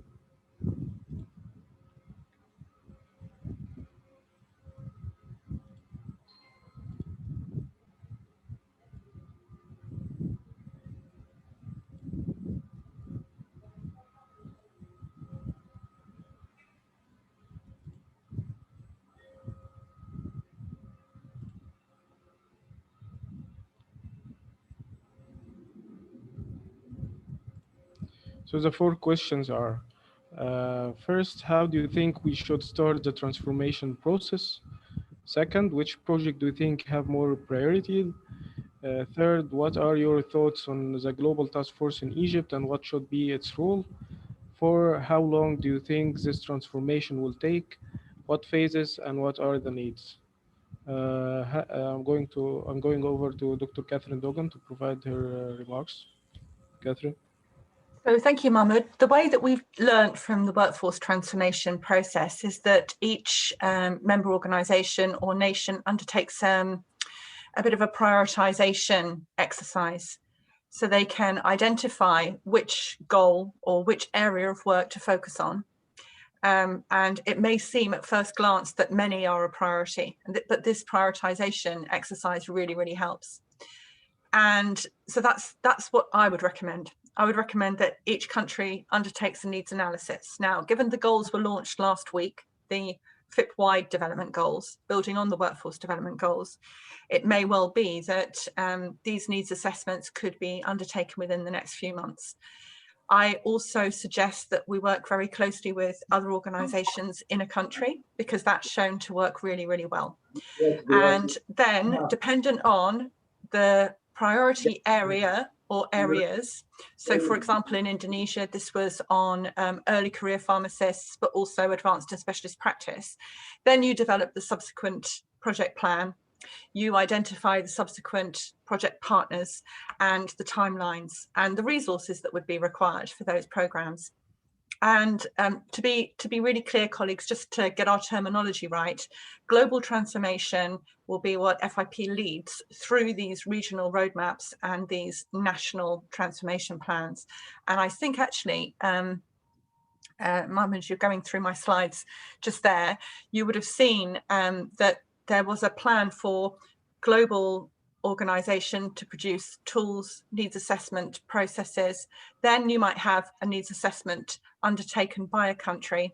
And then you might have a way in which you can see, there it is, that slide, the national transformation programme could be undertaken. And I would say you've got potential partners on the call here, all of whom have a vast array of quality provision and all of whom, using the FIP criteria work that we're developing, could form partnerships with your organisation, but also more widely across Egypt. And I think that's really important as well, colleagues. What we notice in countries where things work well, it's where there are alliances built. And I know that in Egypt, there are great alliances and great ways of working established already. It may well be that if it's around non-communicable diseases, for example, that cancer is one of the big priorities for Egypt. And then there may be an alliance with the international organization we have on the line with us today. But the actual precision and the actual timelines around these processes for FIP, we've launched the goals now. We will be launching a series of needs assessment tools and prioritization tools. We will be working with and through our regional forums over the next 3 months to make sure that we identify what the regional priorities might be. And then in parallel, we will have a piece of work around what a quality provider might want to do if they want to work in partnership with FIP and a national transformation program. So they're the timelines that we're assuming. We would imagine that such transformation programs would start early next year, but we need to find resources, we need to find the priorities for the regions, etc. So those questions that you asked, Mahmoud, are really, really important. FIP has a plan in place to get all of these little elements of project management in place ahead of beginning of 2021. We would also be doing that with each of our regional forums. And in Europe, where we don't have a regional forum, we would be working with all our regional organizations, like we did in the Ankara conference last October, where we had representation from EAHP, ECSP, ESCP, sorry, the FPA and the PGEU, etc., all of the European agencies there. And we'll be doing a separate exercise with all of them to see what priorities could be supported in different countries across Europe. I hope that's helpful, colleagues, and I think those questions that were asked right at the beginning really form a good focus on this. And I'm happy to take any questions of clarity or clarification if that would be helpful. Thank you so much, Mahmoud. Looking forward to working with everybody. Thank you, Catherine. We'll get back to you at the end. Now we go to Stephen Eckel to provide his feedback on the 4 questions. Stephen? Yeah, thank you very much. And I would like to sort of echo with Dr. Duggan's comments. I think the first part should be you really need to sort of develop a gap analysis and to best understand where the ideals match up with current practice and understand those gaps that that sort of are needed to overcome. And to me, that would be one big step to start the transformation process. In regards to the second one question here, I'm a firm believer that you need to identify your champions. It's always easiest to sort of convert the converted, or as they say, or those that believe in this vision, working with them to help them and help the group move an initiative and a project forward. And so from that perspective, where your champions are sometimes can be where the priorities are, because if your gap analysis is broad enough to sort of cover all sectors of practice, you'll be able to sort of identify and work with that. And as a champions lead the project, others maybe that were sitting on the sidelines or watching or observing will have the opportunity to sort of come aboard, and the momentum will gain from there. And in regards to the time frame, I think you need to be aggressive, but also be realistic. Change is not easy. Transformation at this scale will take a while, but at the same time, hold yourself to milestones and accountability. And I think as Dr. Duggan just sort of presented, working alongside FIP and utilizing their tools and resources will be an essential activity that will help you be successful in that journey. So my best wishes to each of you, and happy to participate and be involved as best fits. Thank you, Stephen. Now we go to Scott Knorr. Scott? All right, thank you, Mahmoud. And you know, I certainly agree with Catherine and Stephen. How to start the transformation, I think you've done a nice job of pulling together some global stakeholders here. as far as the task force and roles, APHA is certainly committed to helping and being part of this. We're having a pretty dramatic expansion in the region, in the Middle East. I used to be in charge of the hospital of Cleveland Clinic, Abu Dhabi. I have probably more experience than most U.S. pharmacists actually running pharmacy services in the Middle East. We've also got a lot of relationships in Saudi Arabia, and then with you, Mahmoud, here in Egypt, APHA will be pretty aggressively tying in our Middle Eastern partners. I'd like to loop those conversations sort of together to not only in Egypt, but throughout the region. I believe Stephen's gap analysis example is, very clearly something that needs to be done. Where do you really focus? There's a lot to do. How do you prioritize things? And then, as far as the transformation takes time. It's sort of Cotter's 8-step change process. You got to get it started. And at some point, it's kind of interesting. We've been talking about practice model change in the US for a long time. We talk about provider status, and we've done things for decades. And finally, we're really seeing, I think, the infrastructure and the energy that we're really having some pretty significant successes. So transformation takes a while, but once you get going and feed the fire and fan the flames, it tends to have a life of its own. So we're looking forward to partnering with you and seeing how we can help you with your goals. Thank you. Thanks, Scott. Same here. I look forward to collaborate with APHA. Next, we have Andras Sol from EHP. Andras? Thank you, Mahmoud. I am in violent agreement with what we've previously heard. I really am convinced that, as they say, a goal without a plan is just a dream. So I think we all definitely need both if we are trying to drive a change here.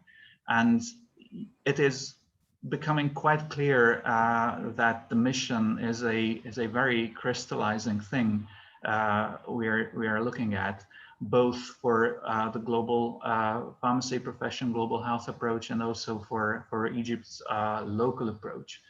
So I get the feeling that you are rather clear on where the hospital pharmacy profession sees itself in a couple of years from now. And well, probably more or less, speaking of experience, I would think that many of us have that kind of enthusiasm and motivation to save the world, and I often stop myself and ask if the world needs that salvation at all. And for that, we really do need that gap analysis that Stephen just mentioned. And as leadership requires followers, I am very much in favor of the bottom-up approach. And for that, I think you really need to have those vanguards, those champions, as we have heard previously, to serve as an example and lead by example, lead the change by that example. And that kind of also answers the second question of the priorities. Of course, a professional organization, and most of the professional organizations have some priorities and can serve as a compass and to just offer some sort of scenarios to develop our profession and our health systems. But you really have to see for yourself where your strengths actually lie in your healthcare setting. As for the global task force, I think it is very much helpful to have these kind of meetings and discuss our priorities, our experiences, our histories probably with different problems and different approaches to problems. Just like Douglas previously mentioned, the issue of the status quo and clinical pharmacy services by the bedside. So I'm very much in favor of this kind of type of exchange or just experience gathering. And as for how long this is going to take, it's really hard to tell. Sometimes these type of changes do have this quantum leap type of dynamic, I would say. So somehow I'm rather optimistic about how we are going to see this type of change transformed into reality.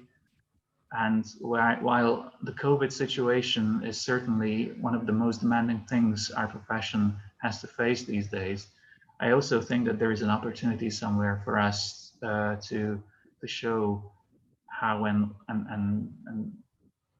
in which ways hospital pharmacy can actually be there for the patient and improve their outcomes.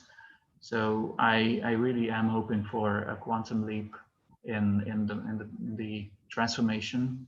So it might probably take place sooner than we think.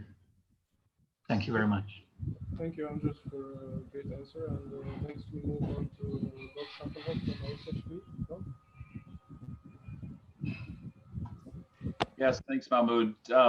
Well, I'll touch on the questions, but I think my responses are going to really be somewhat repetitive of what some of the others have said. I agree that the needs assessment or gap analysis, understanding where you are and where you want to be is going to be a very important first step.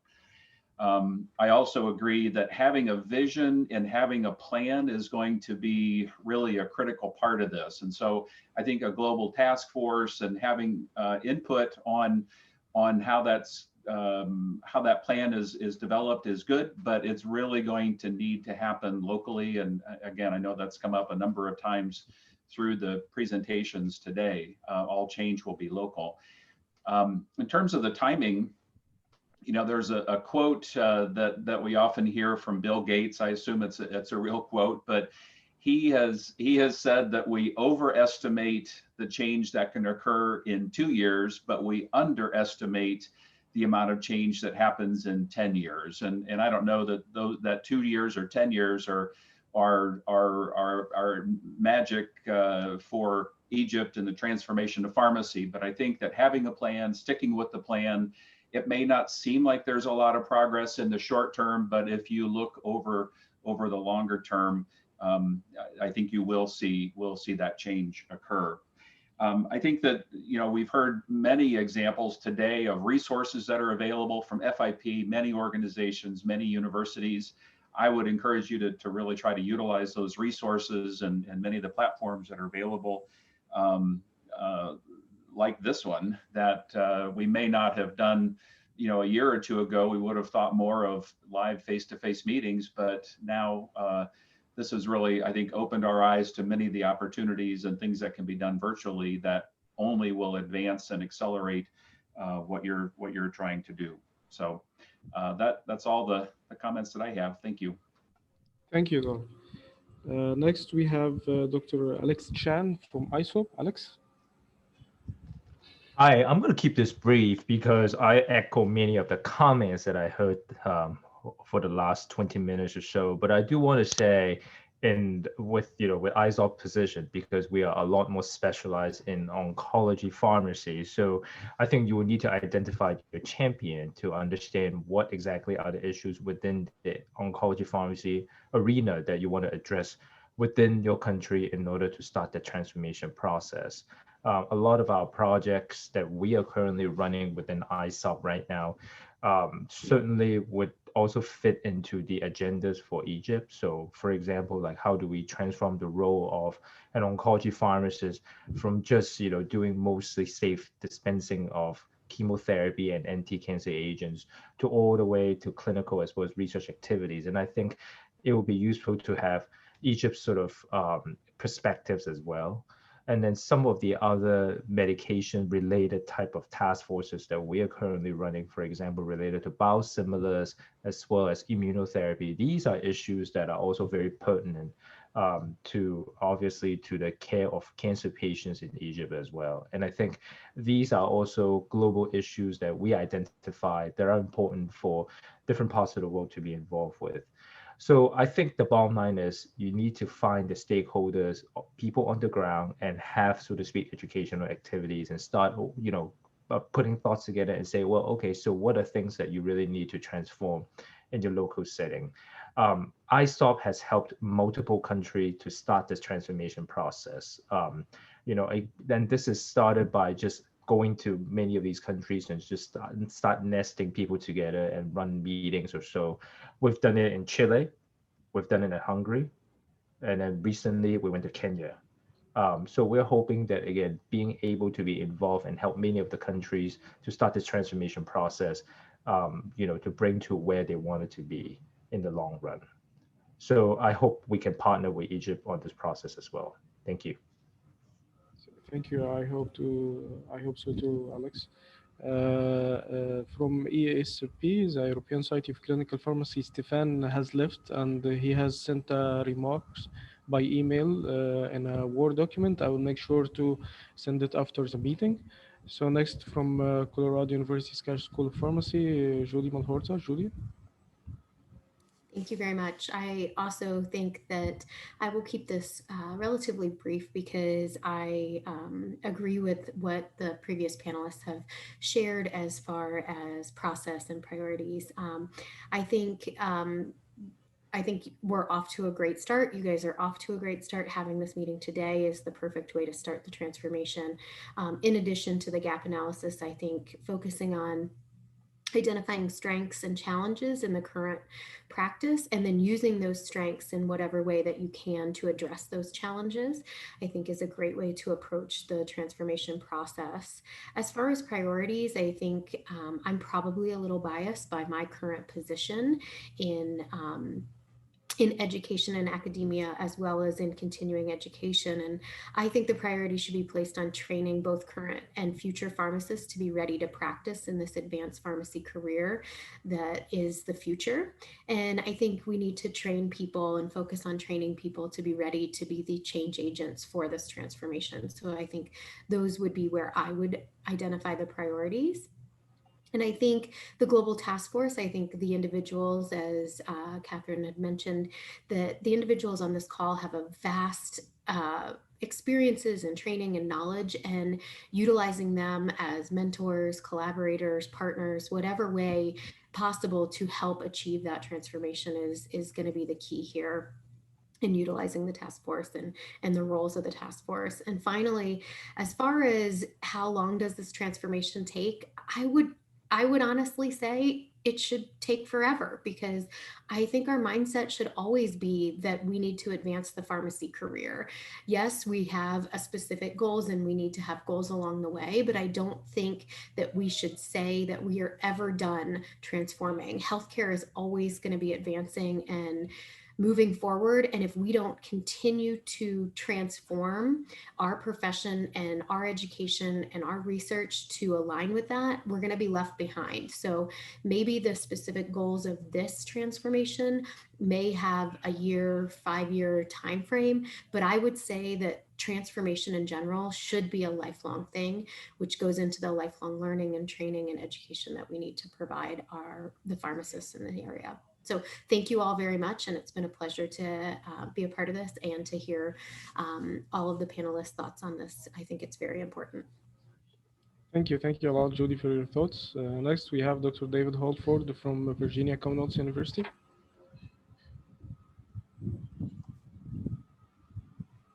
Okay, I was just writing my message because I was about to pop off, but since I'm next in line, I might as well give my my advice orally. So one of the things that I've learned is, as I've gotten older, is not to offer advice until I have a clearer understanding what the problem is or what the needs are. And right now, I'm not certain I understand it. But the one thing I do would like to ask is, has there been a meeting of stakeholders, first identifying the stakeholders within Egypt, and also understanding what their needs and interests are, not just the people that are on this meeting, but what are the people within Egypt interested in, and have they agreed upon goals and priorities on what needs to be done? Until that happens, we can give all kinds of advice on the outside, but it really needs to be coming from within Egypt. And we will help you guys once you make a decision on where you want to go. But until then, those are the types of things we need. And then once you get them, once you identify their needs and everything, you need to also get their commitment. They have to put in the hard work necessary to make this change happen, because even in the United States, our transformation process is ongoing. It's never going to be over, but we have all of our changes have happened because we have decided that this is an important thing, and we make it happen.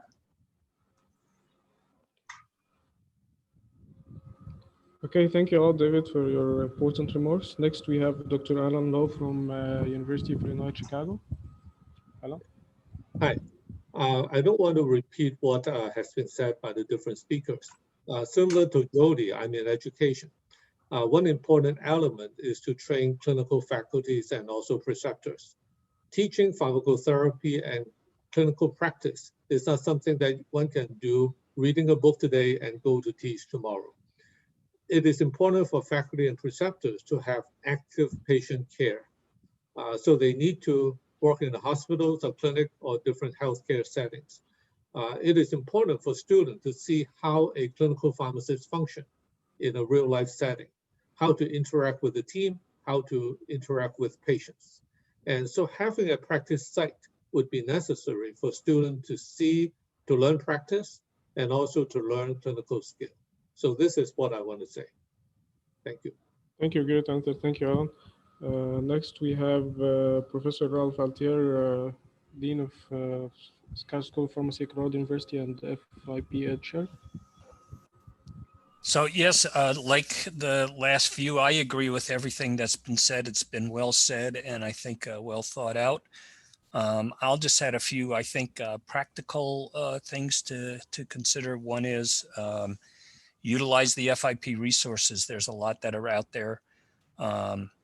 Consider how you might be able to join the workforce transformation program, because that definitely helps set the priorities and the plans that are developed within the country. And that is the theme that you've heard over and over again. It all starts locally and then expands out from there. The other one is, I think, which has been highlighted also, is transforming pharmacy education, because you've got to start now developing the workforce that you're going to need to meet the goals that hopefully you will be achieving when it comes to clinical pharmacy services. So you need to start, I think, both of those simultaneously so that you will have that competent, capable workforce and leadership going forward.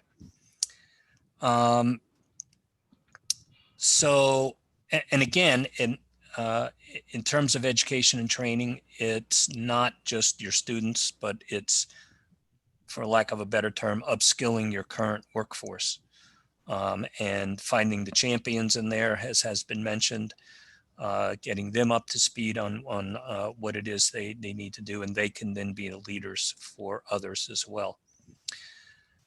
The global task force, I think I've got two things, and I think this has more or less been said on one of these already, is, again, it all starts locally, it all starts within the country, and the task force you're thinking about, I think, really needs to be an advisory board or a council. And the task force really has to be the group, I think, that exists within Egypt. And then you can get, once you get that started, you can get the advice and ideas from an advisory council.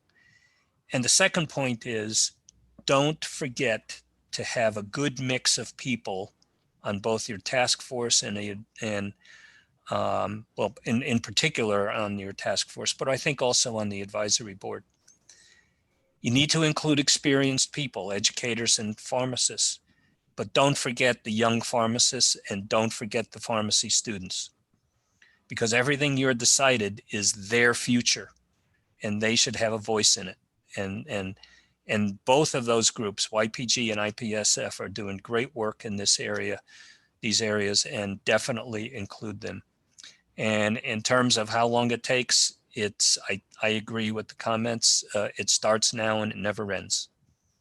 I think the Bill Gates one is really good. You expect too much in a year or two, but you don't, you underestimate what you can actually accomplish in the long term. So keep the long-term vision, keep moving toward those goals. Don't worry about the barriers, you'll get over them.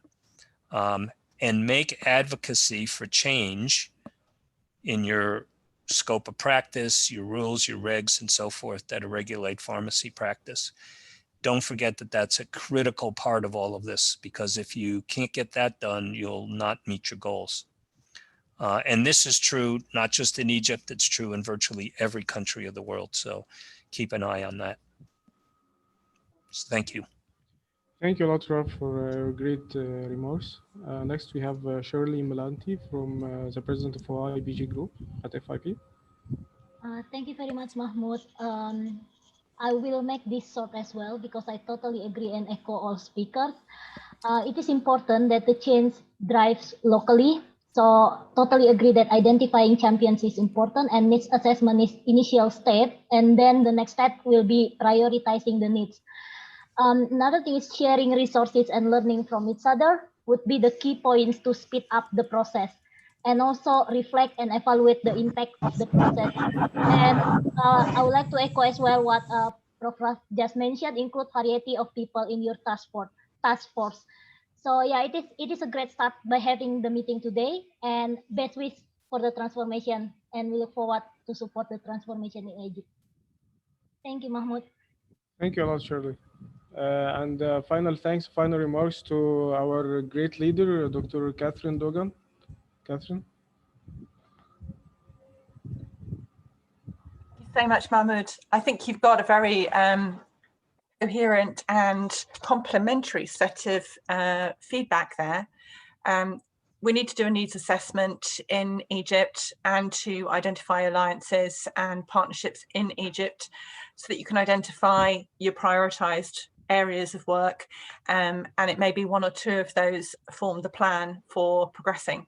Then there's a bit of resource identification that's needed that can really help kickstart the project, whether that's people or money or sponsorship or some form of resource. Very often we start with goodwill and people, and that really starts the ball rolling. And one of the first tasks could be to identify money. But I think what you've got here is a very clear set of goodwill, excellent partners in waiting and partners in making, and some experience as well on the call of setting up change in countries. And I couldn't agree more with this. You have to think big and then do it in an incremental way. I'm sure we've all heard the phrase about eating the elephant. Like you just do it bit by bit by bit, and then 1 minute, or walk the mountain, and 1 minute you've done it bit by bit, and you're at the summit. And that, I think, Mahmoud, is the ambition here. Think big, let's climb the mountain, but let's do that properly and do a little bit of planning in the first place and prioritizing in the first place, and then you'll be prepared for anything. That's my advice. Thank you, Catherine, for great final remarks, and thank you everyone for participating in this webinar. From the bottom of my heart, really, thank you, Catherine Dogan, for helping to organize, supporting this in every way, making videos, everything. You really went above and beyond. Absolutely, we are very lucky to have you at FIPCO. And thanks also for all the great partners that we have, EPHA, ESCP, AHP, ISOB, all the great partners for the universities, Colorado University, Chicago University, Virginia Commonwealth University. I don't want to forget anyone, but thank you, Shirley, for supporting. Thank you all the great panelists, and of course, Stephen Eckel at UNC. And hopefully we will come out with a paper working with, I will send the record for the video. We will watch it many times to take record of all the remarks that came out, and hopefully as recommended we can apply to become part of the WTP program this year. And maybe we have another meeting next 3 months. I will exchange some thoughts with Catherine. I was with different partners, and let's see how we can move forward. Thank you everyone.